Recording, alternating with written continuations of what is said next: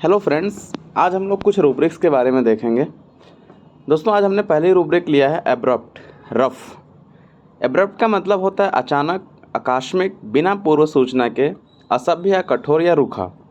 मतलब कुछ लोग ऐसे होते हैं ना, अचानक से उनके मेंटल स्टेट में ठीक रहते हैं, अचानक से कुछ उनके अंदर ऐसा रिपल्सिव अप्रोच आ जाता है कि वो अचानक से कुछ बोल देंगे।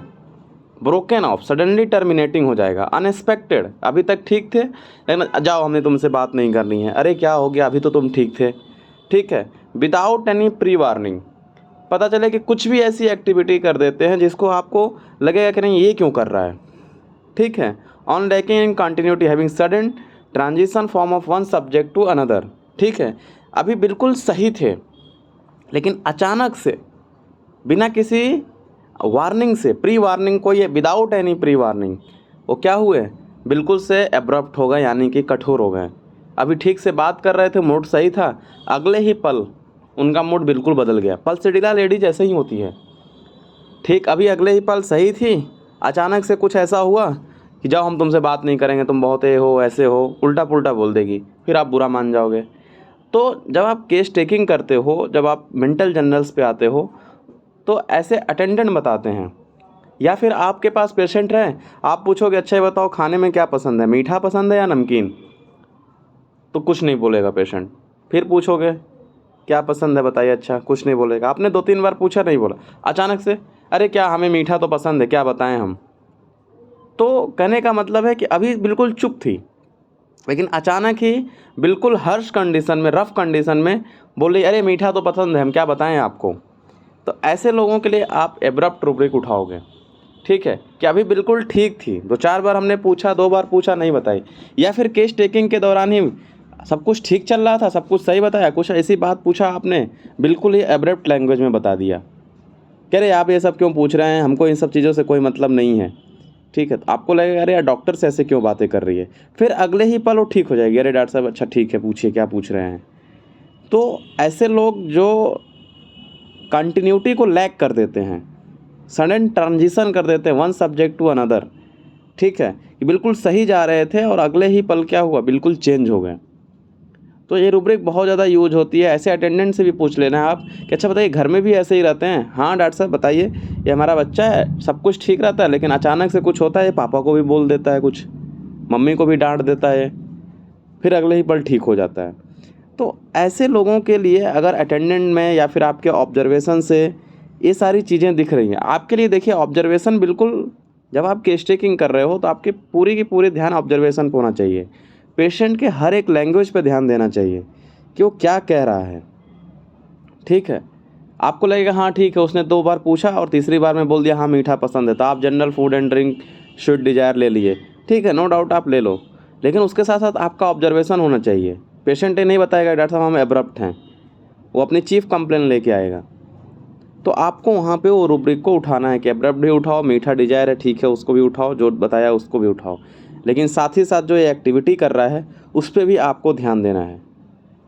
ठीक है, आई होप आप समझोगे। जैसे मैंने लिखा हुआ है, यह व्यक्ति अचानक ही कुछ बोल पड़ता है या कर बैठता है, ऐसे व्यक्ति के बारे में आप यह नहीं कह सकते वो अगले पल ही क्या करने वाला है ना।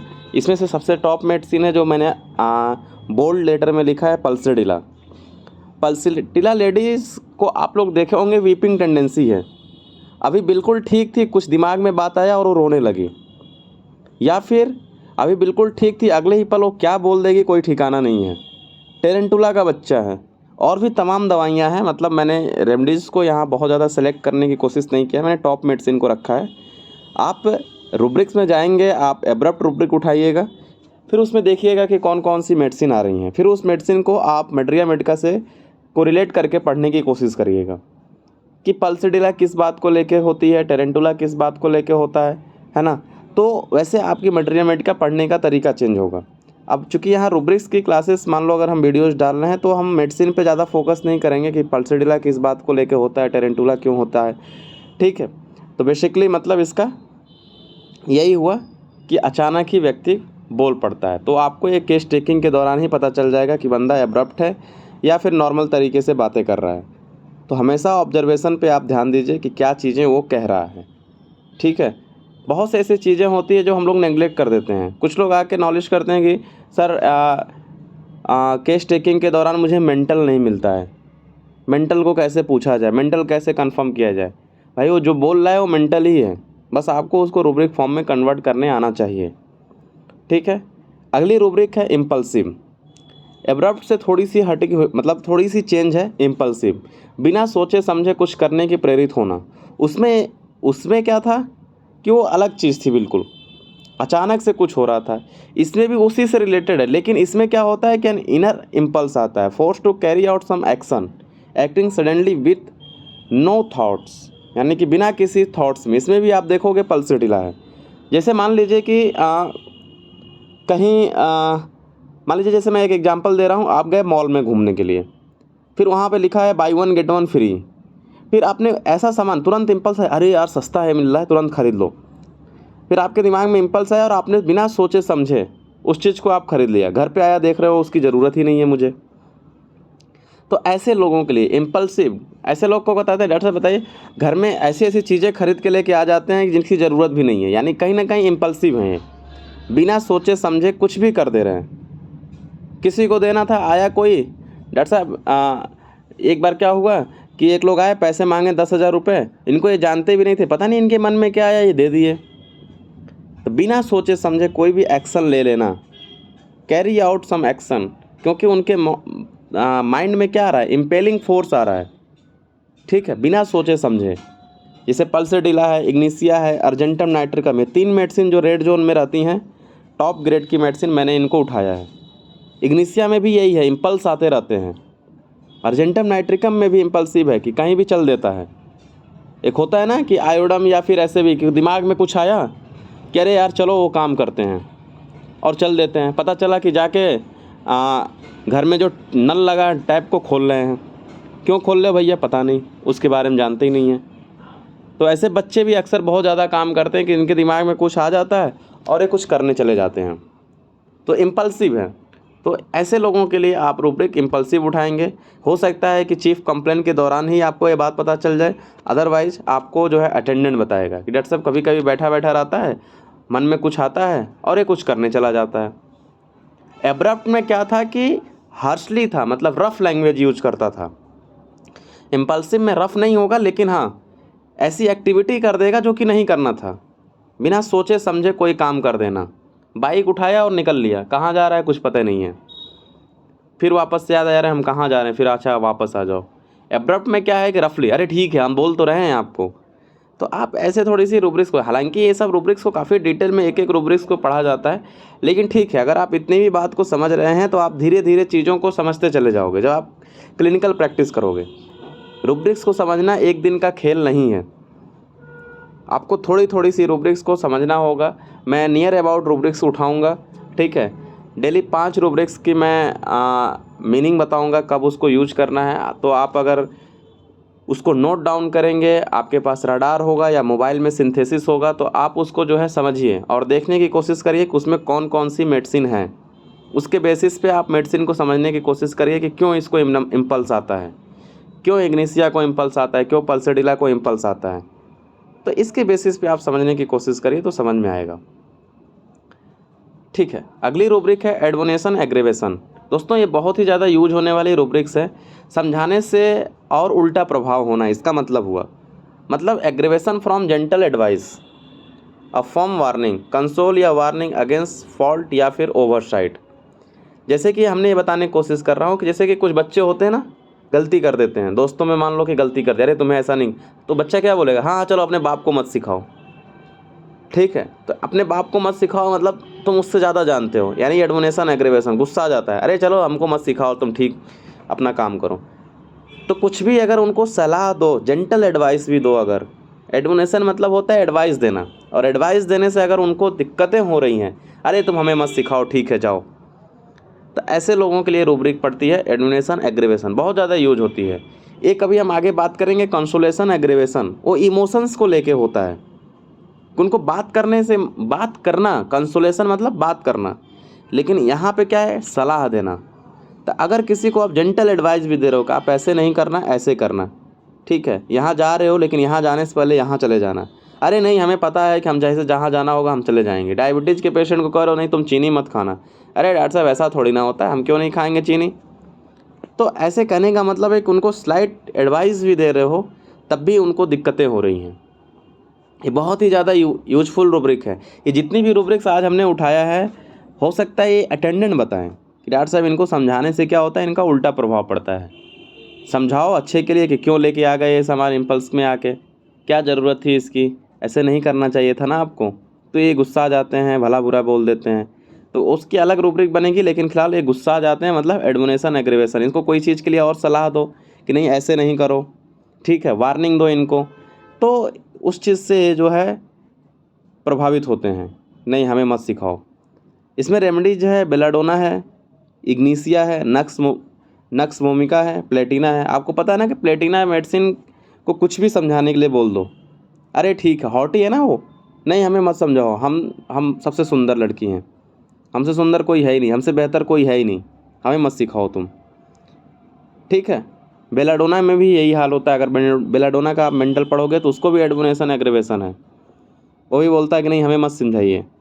इग्निसिया है, नक्श वोमिका तो हाईली इरिटेबल है, उसको तो कुछ नहीं समझा सकते हो, तो उसको लगता है कि हम सबसे बड़े ज्ञानी हैं। तो अलग अलग मेडिसिन का अपना अपना अलग अलग प्रभाव पड़ता है। जैसे देखिए अगली रूब्रिक्स हमने लिया है consolation aggravation, the comfort receive by a person after a loss या फिर डिसअपॉइंटमेंट कॉजिंग मोर इरिटेटिंग, ठीक है। यानी कि कुछ लॉस हो गया उनका, या फिर लव डिसअपॉइंटमेंट हुए, या फिर किसी भी तरीका का डिसअपॉइंटमेंट हुआ जिसके वजह से वो बंदा परेशान है, और आप सोचे कि चलो वो परेशान है, उसको जाके हम थोड़ा सा समझा दें, है ना। तो जब आप समझाने जाओगे तो चिड़चिड़ा जाएगा, हो सकता है मार भी दे उस वक्त, आपको इरिटेट हो जाएगा वो। नाइट्राम्यूर के पेशेंट को समझाने को, अरे ठीक है कोई बात नहीं, चली गई छोड़ के, कोई बात नहीं, देख लो दूसरा, अरे तुम छोड़ो मुझे मत समझाओ, अभी चले जाओ यहाँ से, नहीं देखो बहुत भला बुरा बोल दूंगा मैं। ऐसे नाइट्राम्यूर के पेशेंट इरिटेट हो जाते हैं, ठीक है।